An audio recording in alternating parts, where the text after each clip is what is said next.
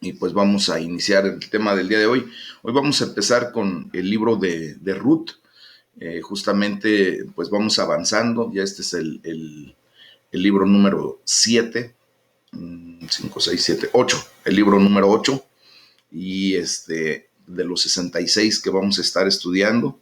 Bueno, quiero empezar comentándoles que eh, respecto a este libro, pues el autor y la fecha en que fue escrito no está muy claramente establecido. Los especialistas propiamente difieren mucho respecto a la fecha en que este libro fue escrito, pero pues la época en la que se desarrolla el trama es muy evidente. El mismo libro lo describe. Se relata este libro y ocurre durante el periodo de los jueces. Esto es como parte de los acontecimientos que tuvieron lugar entre la muerte de Josué y el ascenso de Samuel como en la influencia que empieza a tener sobre el pueblo de Israel. Y esto probablemente es entre el año 1150 y 1100 antes de Cristo, o sea, por allá del siglo XI antes de Cristo. La tradición rabínica, así como se relata en el Talmud, en otro libro que se llama Baba Batra, eh, ellos sostienen que Samuel escribió este libro en la segunda mitad del siglo XI, más o menos. Y es lo que pues ya de repente se toma como una realidad. Los judíos, ¿verdad? Desde tiempos muy antiguos atribuyen la composición de este libro a Samuel. Ahora bien, mis amados hermanos, fíjense bien que eh, vamos a ver el propósito del libro. Fíjense bien. Casi todos los comentaristas consideran el libro de Ruth como un ensayo sobre el tema de la soberanía de Dios y sobre cómo se destaca la misericordia y se relata también el final feliz de una historia que comienza con una escena de hambre, de muerte y de desconsuelo para una familia. Y vemos aquí la providencia del Señor, ¿verdad? Vemos también la misericordia, la soberanía de Dios reflejada en la vida de esta familia, a final de cuentas. Desafortunadamente, estas observaciones se hacen a menudo invocando los reiterados lamentos de Noemi, quien se queja amargamente de que la mano de Dios, perdón, pues se había levantado contra ella, y lo podemos ver pues en varios versículos. Allí en el libro de Ruth, capítulo 1, lo podemos ver en el versículo 13, en el versículo 20, en el versículo 21, y dos veces en sus lamentaciones, Noemí usa el término todopoderoso, el Shaddai, ¿verdad? Para referirse a Dios. Y esto lo hace para tener un énfasis en que es su irresistible poder lo que había acontecido para darlo como si fuera un revés en contra de ella. Y por eso se lamenta y se queja, ¿verdad? Sin embargo, quiero decirles que no es necesario presumir que el punto de vista de Noemí debe ser aceptado como una revelación espiritual llamada a convertirse en doctrina, ¿no? No tiene que ser un lamento el nuestro en contra de Dios. Por el contrario, debemos comprender mejor esas palabras que ella dice como una expresión de una humana perplejidad recogida por la historia, simplemente. Esto fue un punto histórico. Esta aclaración la tenemos que tener en consideración a la hora de ver las palabras de Noemi, porque parece imprescindible para una sana interpretación de este texto. El hecho de atribuir a la intención o a la mano de Dios los desastres que aparecen en este libro, pues no concuerda con la revelación que ofrece la Escritura. En su conjunto tenemos que verlo siempre en un contexto. Recuerden que no nada más es tomar textos fuera de contexto, porque si no, por eso muchas veces tergiversamos la palabra o la malempleamos o la malentendemos. Entonces hay que verlo en su conjunto. Esto nos lleva a ver la naturaleza divina de Dios, la soberanía de Dios. Entonces, por ejemplo, fíjense bien, la hambruna que sucedió ahí en la condición de lo que estaba pasando en ese momento el pueblo de Israel, era un subproducto natural del pecado. Recuerden que cuando Dios genera alguna situación muy particular en la tierra, pues es debido a las acciones del hombre. Y bueno, en este caso, la hambruna que estaba viviendo en ese momento el pueblo de Israel, pues simplemente es un subproducto del pecado. Por lo tanto, era un castigo que el pueblo se impuso a sí mismo por su desobediencia. Y quiero recalcar este punto.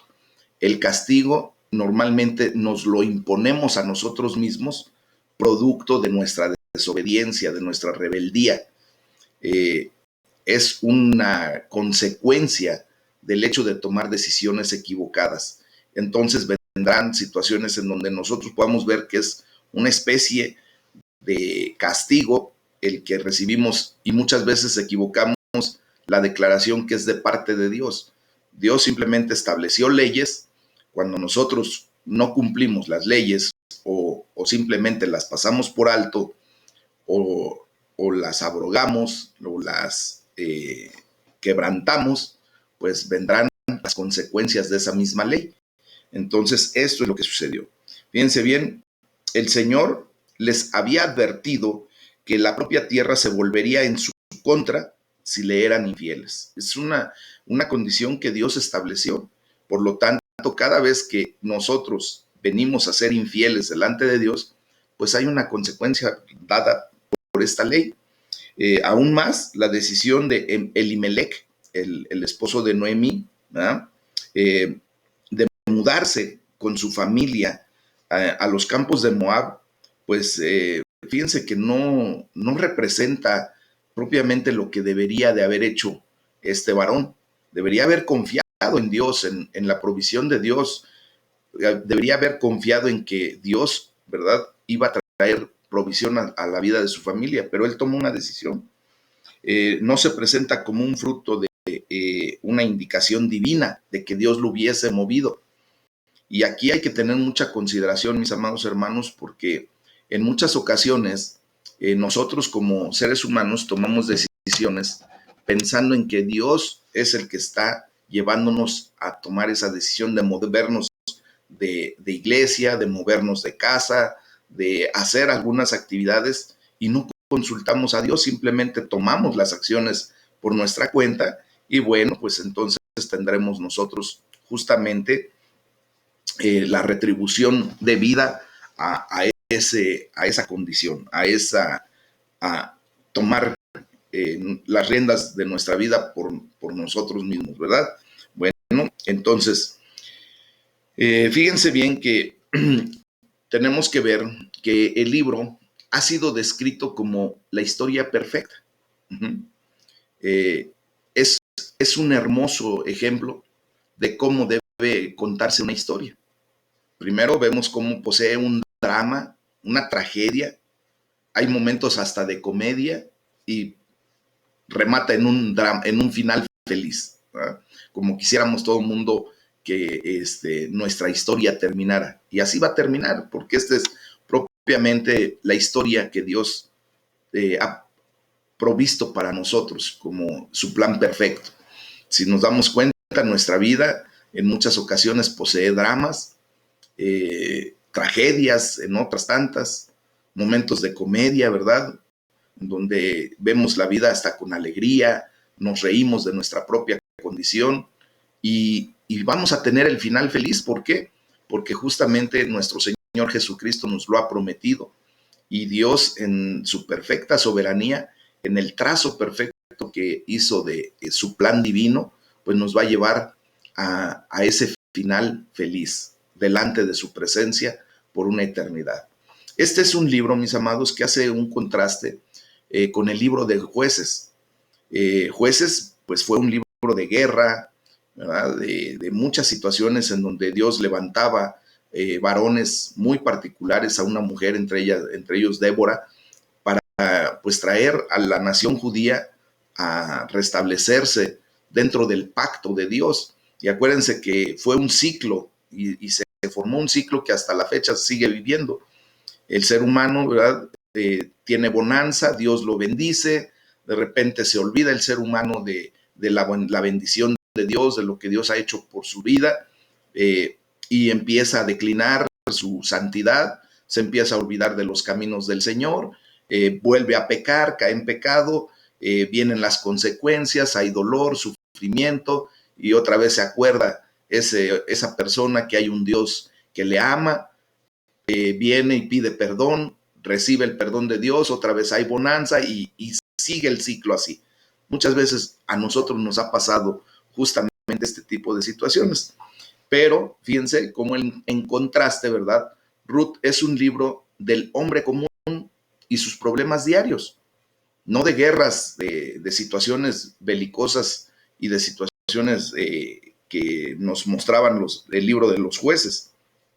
Este libro de Ruth demuestra que Dios se involucra siempre en nuestras vidas, no solamente en la vida de la nación completa o del pueblo completo y de los hombres de poder, o sea, como los jueces, a las personas que Dios levantaba en autoridad, pues sino también se involucra con la vida de todos nosotros, de los pobres, menesterosos, necesitados. Y este es el contraste que nos muestra este libro con respecto al libro de jueces. Este es un libro acerca de Dios, netamente. Demuestra la relación que existe entre Dios y los que le aman y los que le sirven. El punto es que Dios siempre está observando y cuidando a su pueblo, a los suyos, y siempre va a traer cosas buenas, bendición. Recordemos, ¿verdad?, que nosotros somos el pueblo adquirido por Dios y por lo tanto también está bajo nuestra observancia. O sea, Él está observando nuestras vidas, nos cuida y nos bendice, trae cosas buenas también para nosotros. Dios reina sobre todo y bendice a los que en Él confían. Siempre vas a visualizar la bendición que Dios trae para ti porque tú has depositado tu fe y tu confianza en Él. Al final de todo esto, al final de las cosas, pues Dios es el que redime y libera. Y ahora tú y yo ya lo estamos viendo y viviendo en carne propia. Nosotros tenemos la certeza de la salvación en Cristo Jesús. Fíjense curiosamente cómo se hilan los temas, ¿verdad? Este tema fue dado el día de ayer en escuela dominical para tener la certeza de nuestra salvación. Y bueno, pues aquí el Señor nos vuelve a recordar que Él es el que nos redime y el que nos libera, para no tener doctrinas erróneas, doctrinas de filosofía de hombres, que pudieran pensar que es por su voluntad del hombre, ¿verdad?, que hace las cosas bien y que por lo tanto va a obtener la bendición de la vida eterna por sí mismo. Eso no es así, mis amados. Tenemos que comprender que solamente es Dios el que redime y nos da libertad. Ahora bien, pues vamos a ver el tema del libro de Ruth. Bueno, pues el libro de Ruth es una gran lección que tenemos acerca de las obras providenciales de nuestro Dios Todopoderoso, mis amados. Y para ello, pues bueno, tenemos que ver el amor y el cuidado que Dios tiene para el hombre, para todos nosotros. Y este amor y cuidado es correctamente ilustrado a través de las bendiciones abundantes que Dios le da a una mujer moabita. Fíjense bien, es algo curioso, ¿verdad? ¿Por qué? Pues porque simplemente Dios provee por medio de su providencia, mis amados. Vamos a tomar palabras clave a lo largo de este libro y vamos a estar haciendo referencia a, por ejemplo, un pariente. Esto aparece 9 veces en este libro. Y quien puede restaurar, la palabra restaurar aparece 8 veces en el libro y se refiere precisamente a quien puede restaurar el alma de Ruth. Obviamente, pues es Dios, ¿verdad? Las 3 etapas de la restauración de Ruth, fíjense, dentro de esto, pues quiero decirles que está la decisión y las obras de Ruth, por ejemplo, en dejar a sus padres, seguir a su suegra y habitar con ella en una tierra extraña. Y esto no pasa para nada inadvertido para Dios. Obviamente Dios considera mucho lo que esta mujer está decidida a hacer y recibe la primera bendición. Después viene la situación en donde le cuenta a su suegra las bendiciones recibidas en una jornada de trabajo por el pariente, justamente por voz, y recibe una segunda bendición. Y al final, pues Dios bendice a Ruth con un matrimonio y con un hijo sólidamente establecidos. ¿Ok? Bueno, pues imagínense, mis amados hermanos, que Dios siempre va a traer una condición específica para la vida de nuestra persona. Pues bien, quiero decirles también, mis amados, que Noemí representa algo más que solamente la teología folclórica o una doctrina extraída del folclore judío. Nosotros tenemos que ver que ella era una mujer muy sincera y creyente en el Dios Todopoderoso, pero también se revela la vulnerabilidad a la práctica común de culpar a Dios, como les decía, por todos los acontecimientos que alejan, que causan la muerte o simplemente perjudican a su gente, y frente a los cuales pues la humanidad que se ve netamente indefensa ante ciertas situaciones. Ustedes y yo nos vemos indefensos ante pues la muerte de un ser querido, ante nuestra propia muerte, entre comillas, como seres humanos, ¿verdad? Porque pues obviamente tenemos la gran bendición de la salvación y vida eterna, pero pues aún en esa condición de una humanidad indefensa, pues no puede hacer ella nada. Pero la Escritura nos revela, a través de la integridad del mensaje que nos da este libro, que tales infortunios pues no proceden directamente de Dios. O sea, como les decía hace un momento, son el resultado del castigo que pesa sobre los seres humanos por el hecho del pecado. O el fruto, ¿verdad?, de atender a la carne cuando pues deciden de seguir sus propios caminos. No importa lo malicioso o inocente del intento, pues, ¿cómo les puedo decir? Pues la consecuencia directa siempre va a ser por parte del adversario de nuestras vidas. Y es el que viene a matar, robar y destruir, como dice la palabra de Dios.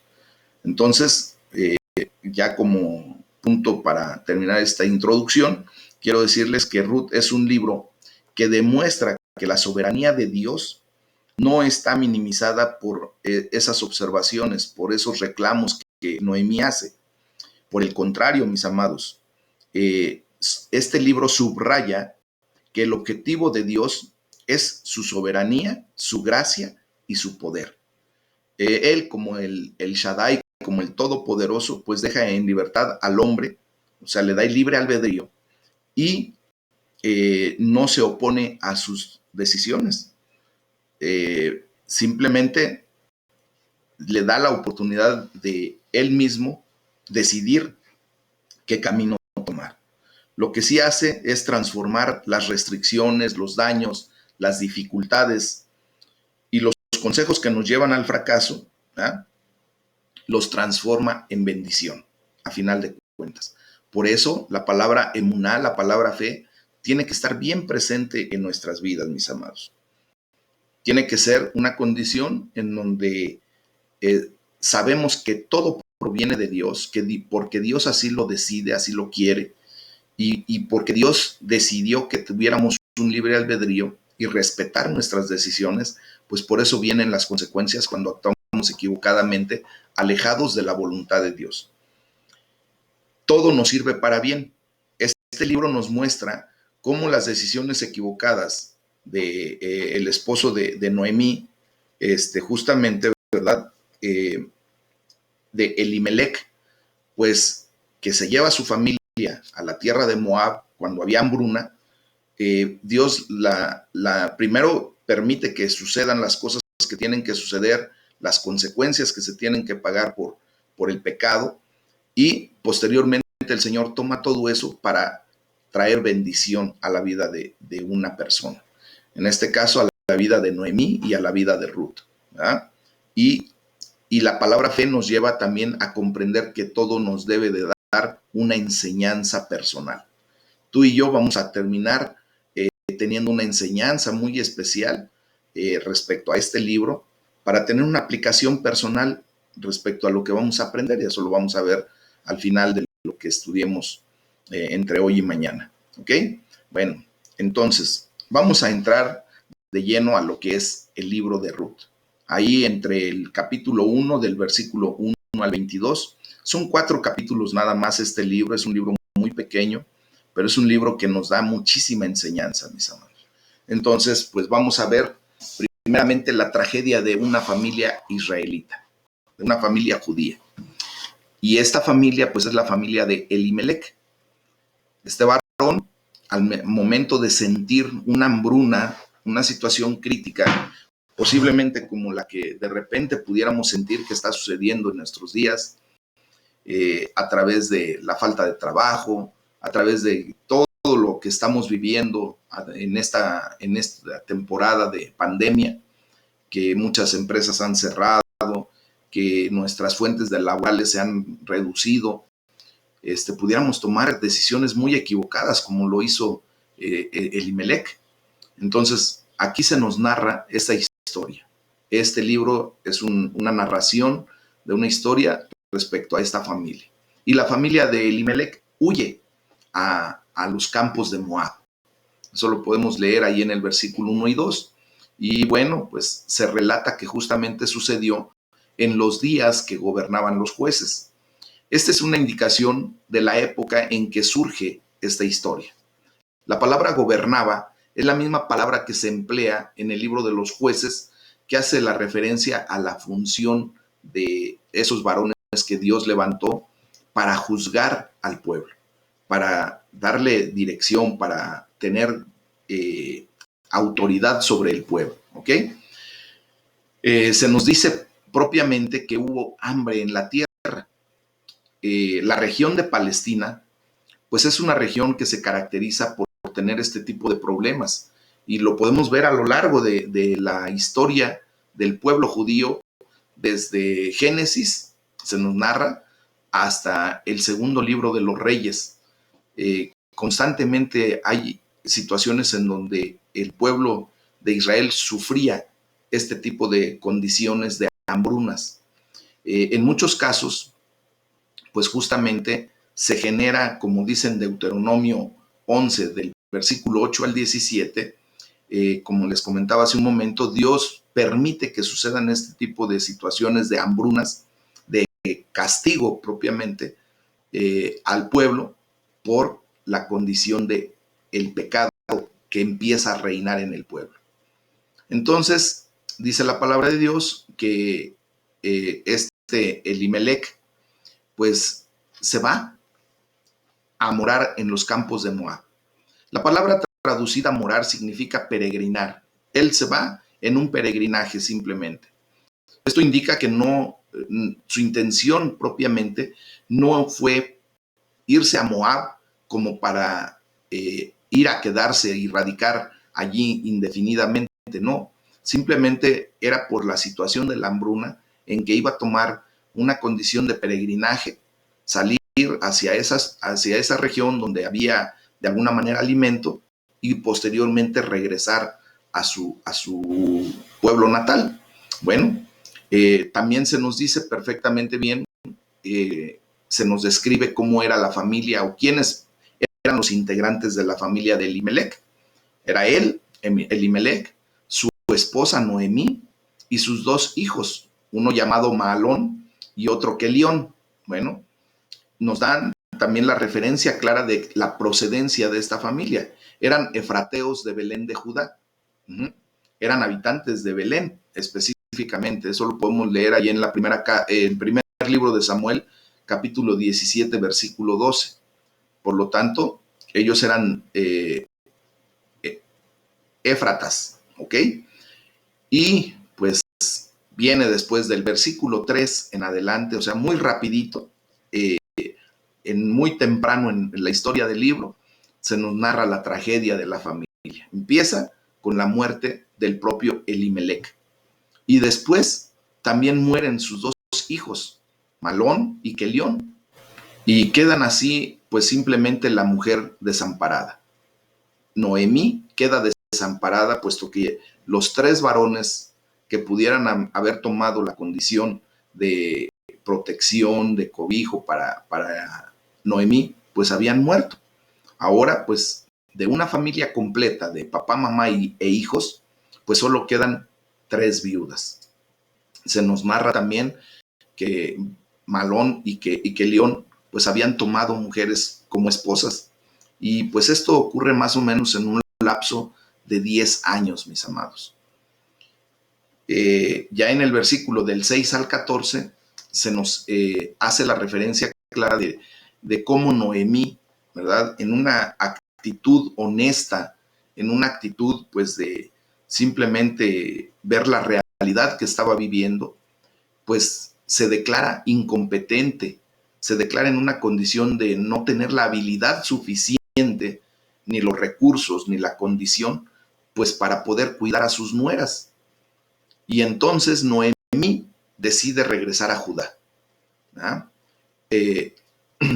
La razón de esto es porque Jehová había visitado a su pueblo. O sea, el ciclo ese que comento y que se nos enseña ahí en el libro de Jueces, pues había concluido. Dios ya había permitido que la nación de Judá, esa región de la Palestina, hubiera vuelto a la prosperidad.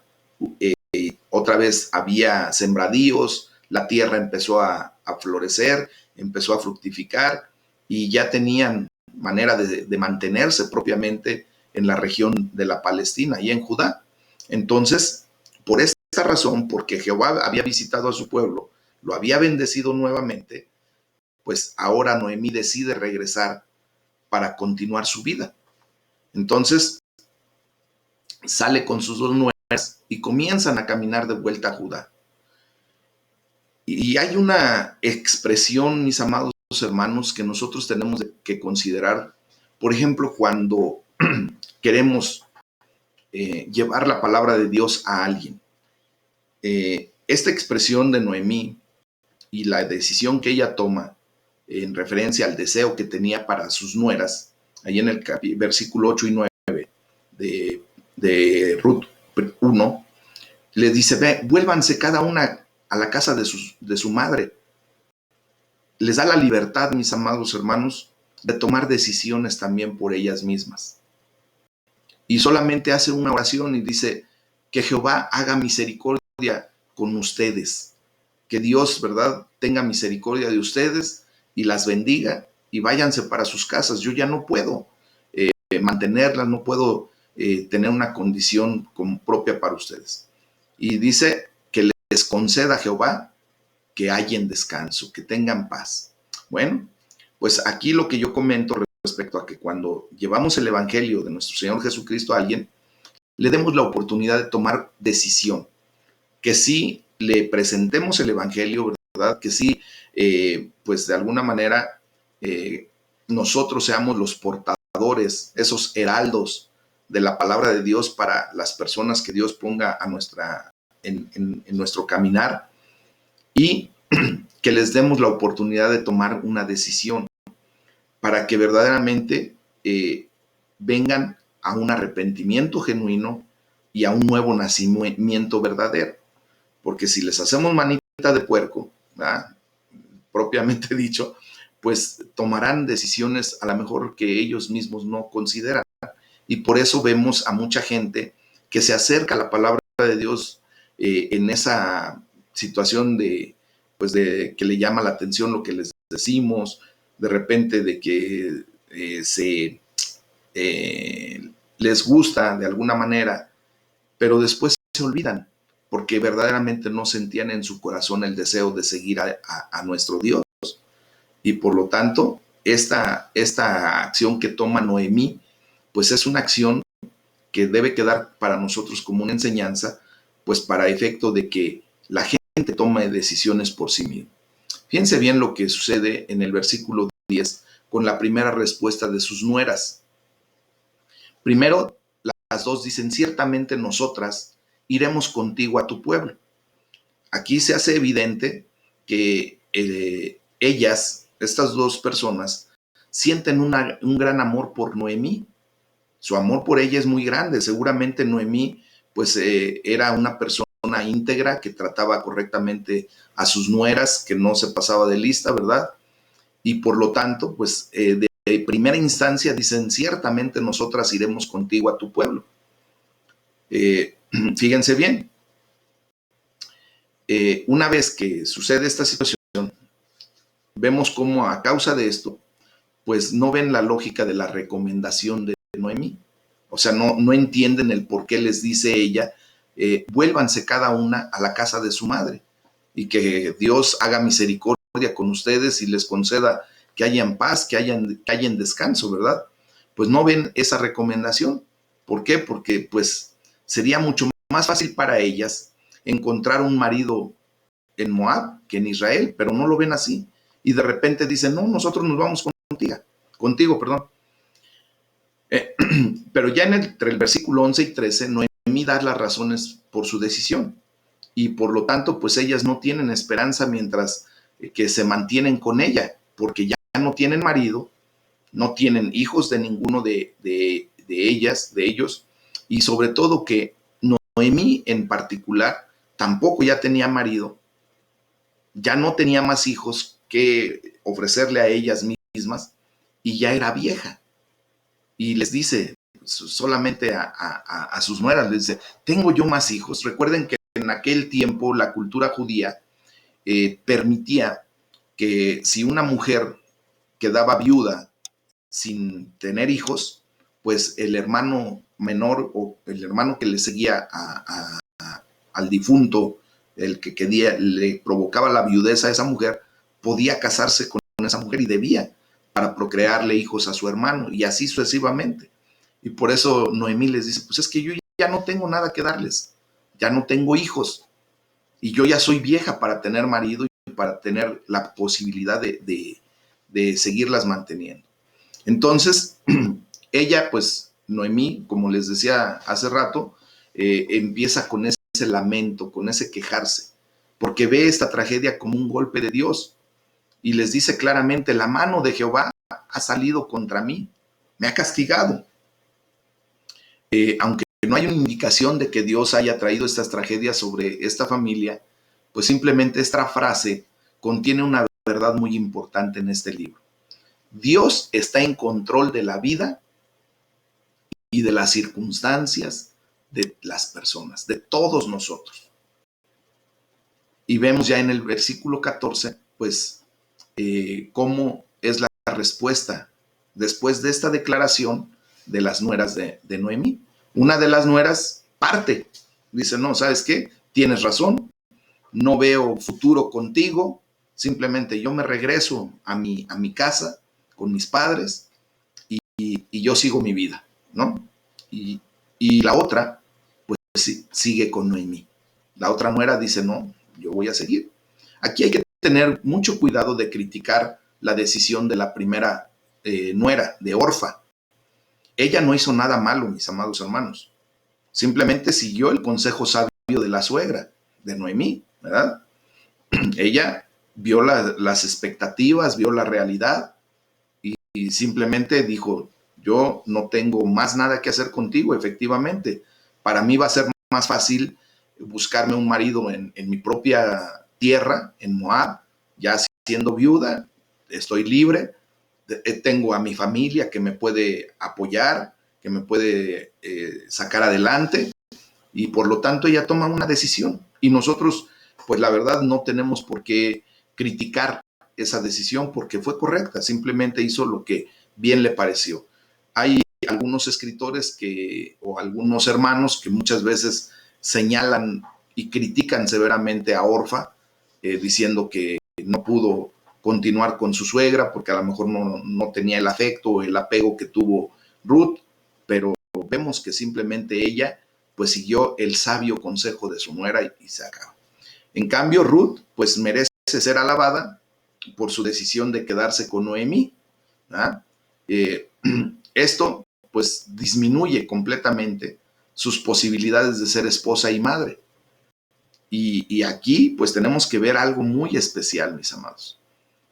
Simplemente Ruth toma una decisión por ver al Dios de Noemí.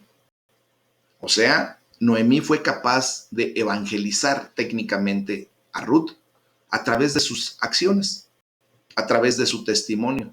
Seguramente Ruth vio en la vida de Noemí, ¿verdad?, a una mujer que tenía el temor de Dios, que tenía la sabiduría de lo alto y que simple y sencillamente era coherente entre lo que hacía y lo que decía y lo que hacía. Entonces, esa mujer, Ruth, pues toma una decisión muy especial. Y vemos ya entre los versículos 15 al 22 el regreso de Noemí y de Ruth a Judá. Noemí vuelve a aconsejar a Ruth por última vez y le dice, vuélvete tú tras ella, vete también con Orfa, para que de esa manera pues ustedes tengan la oportunidad de tener marido dentro de su pueblo, de poder procrear hijos. Y bueno, vemos cómo este versículo es de suma importancia, porque aquí pues demuestra el contraste en la decisión que Ruth ha tomado. Ella pues simplemente está dejando a su pueblo, está dejando a su parentela, está dejando a sus dioses.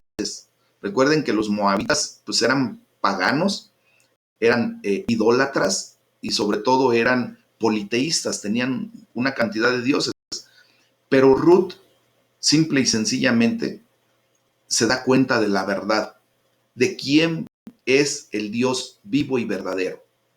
Y ese es el Dios de Noemí, ese es el Dios de Isaac, de Abraham, de Isaac y de Jacob. Ese es el Dios de los judíos. Y Él es el Dios único, uno y único.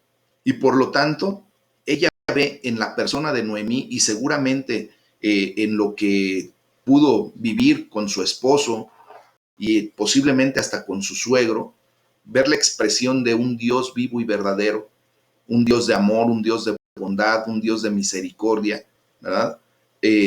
Pudo ver a través de la vida de estas personas lo que ella verdaderamente deseaba en su corazón, seguir al único Dios vivo y verdadero, y se va con Noemí. Ella simplemente deja a su pueblo, a su parentela, a sus dioses, y parte con Noemí rumbo a Judá. La respuesta de Ruth que vemos en el versículo 16 y 17 de Ruth 1, dice, no me ruegues que te deje, le está diciendo a Noemí, no me ruegues que me aparte de ti. Y Ruth hace un compromiso con Noemí directamente. Y bueno, al hacerlo con Noemí, pues hace ese compromiso directamente con Dios. Y le dice, a donde quiera que tú vayas, yo voy. A donde quiera que tú fueres, iré yo. Es uno de los compromisos más fuertes que hace. Y dice, a donde quiera que vivieres, viviré. El tercer compromiso es, dice, tu pueblo será mi pueblo. Y el compromiso más completo, más deseable que pudiéramos vivir cuando tú le compartes la palabra de Dios a alguien, el compromiso que pudiera tomar, así como Ruth, cuando hace la declaración, tu Dios será mi Dios, es lo que les comentaba hace ratito respecto a cuando predicamos el Evangelio y dejemos que las personas tomen verdaderamente su decisión y sobre todo que nosotros seamos capaces de dar un testimonio verdadero, de peso, que la gente a la que le prediquemos pueda tomar una decisión como esta y pueda tener un compromiso como este, que te pueda decir, mira, a donde tú vayas yo voy, a donde tú vivas yo viviré, tu pueblo será mi pueblo, tu familia espiritual será mi familia, tu iglesia propiamente, aljaba de Dios, yo quiero pertenecer allí por lo que veo en ti, ¿verdad? Y tu Dios será mi Dios. Y luego hace otros 3 compromisos. Dice, donde tú murieres, moriré yo, y allí seré sepultada. Recuerden que en aquellos tiempos, la cultura de esa región del Medio Oriente era de que normalmente la sepultura del cadáver de una persona pues tenía que ser trasladada hacia su lugar de origen, hacia su pueblo de origen. Y bueno, ella toma una decisión también muy fuerte. Dice, a donde tú mueras y donde tú seas sepultada, allí también yo quiero ser sepultada. Y dice, solo la muerte hará separación entre nosotras dos. Fíjense qué compromiso estaba teniendo esta mujer con su suegra. Y dice, y así me haga Jehová. Entonces, en el versículo 18, pues viene la resolución de Noemí, que dice, no dijo más, simplemente aceptó ese compromiso de Ruth y se fue con ella. Le permitió que caminara con ella rumbo a Judá. Ellas llegan a Belén, allí a Belén de Judá, se nos narra entre el versículo 19 y 22, y hay una reacción del pueblo. ¿Por qué? Porque ven que esas mujeres, y en especial que Noemí, que había partido con su familia completa, pues regresa sola, regresa viuda, regresa más vieja, obviamente, y regresa con su nuera. Y toda la ciudad se conmueve por causa de ellas. O sea, pues obvio, es parte de ellos como pueblo, como familia, y esto nos tiene que enseñar a nosotros ahora, como pueblo de Dios, como la gran familia de Dios que somos, pues a compadecernos, a conmovernos por la condición que pueda tener alguno de nuestros hermanos dentro de la iglesia. Yo le doy la gloria a Dios porque de verdad he visto la respuesta de todos ustedes cuando he hecho peticiones de oración que se acercan a nosotros para orar por alguien en particular, por algún hermano, por algún familiar de algún hermano de la iglesia. He visto la respuesta de ustedes, cómo el Señor nos a conmovernos por causa de esa situación y a ponernos en la brecha y a orar y a disponer del tiempo que Dios nos da para levantar una oración, para interceder, y eso es lo que debemos hacer. Entonces vemos cómo toda la ciudad se conmueve por causa de ellas y empiezan a hacer preguntas. ¿No es acaso esta Noemí? ¿No es ella la esposa de Elimelech? ¿No tenía 2 hijos? Evidentemente, pues la conocen perfectamente a Noemí, sabían cuál era su contexto familiar en el momento en que ellos salen para la tierra de Moab. ¿Eh? Y seguramente sabían hasta las circunstancias de su vida. Seguramente sabían que había quedado viuda y que habían fallecido sus 2 hijos. Y entonces hay una respuesta de parte de Noemí, hay una reacción a esta condición. ¿Ah? Y hay un punto particular entre el versículo 20 y 22 que quiero leerles, y dice, y ella les respondía, no me llames Noemí, sino llámenme ahora Mara, porque en grande amargura me ha puesto el Todopoderoso. Yo me fui llena, pero Jehová me ha vuelto con las manos vacías. ¿Por qué me llamarán Noemí? Ya que Jehová ha dado testimonio contra mí y el Todopoderoso me ha afligido. Así volvió Noemí y Ruth, la moabita, su nuera, con ella. Volvió de los campos de Moab y llegaron a Belén al comienzo de la siega de la cebada. Entonces aquí vemos cómo Noemí misma dice, ya no me llamen así. Yo me fui llena, me fui con mi esposo, me fui con mis hijos, con una expectativa, ¿verdad?, de mantenernos, de prosperar y después regresar. Pero ahora vengo con las manos vacías. Y atribuye todas las circunstancias a Dios, a Jehová, al Todopoderoso, y dice, en grande amargura me ha puesto el Todopoderoso. Y por eso dice, mejor llámenme Mara. O sea, porque ahora ella sentía una gran amargura en su condición. Dice, Jehová me ha vuelto con las manos vacías. Y fíjense, esta declaración es muy poderosa. Dice, Jehová ha dado testimonio contra mí. Y esto, mis amados hermanos, muchas veces nosotros lo tenemos que considerar cuando Dios da testimonio en contra de nosotros. Mucha gente piensa que cuando comete pecado, cuando transgrede la ley de Dios, cuando viene a rebeldía, desobediencia, como ve que de inicio no pasa nada, piensa que no va a suceder nada y que Dios no tiene respuesta a esa condición. pero nosotros podemos ver que Dios, ¿verdad? Al estar al cuidado de nosotros, llega el momento en que da testimonio en contra de nosotros y vienen las consecuencias.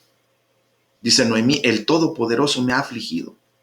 Y posiblemente alguno de nosotros estemos en esta condición en este momento. Podamos estar viendo nuestra circunstancia, podamos estar viendo la realidad de lo que estamos viviendo en este momento, en aflicción, en dolor, en pérdida, en una economía crítica, pero pues solamente podemos ver que debemos ser conscientes. ¿Qué hemos hecho, mis amados hermanos?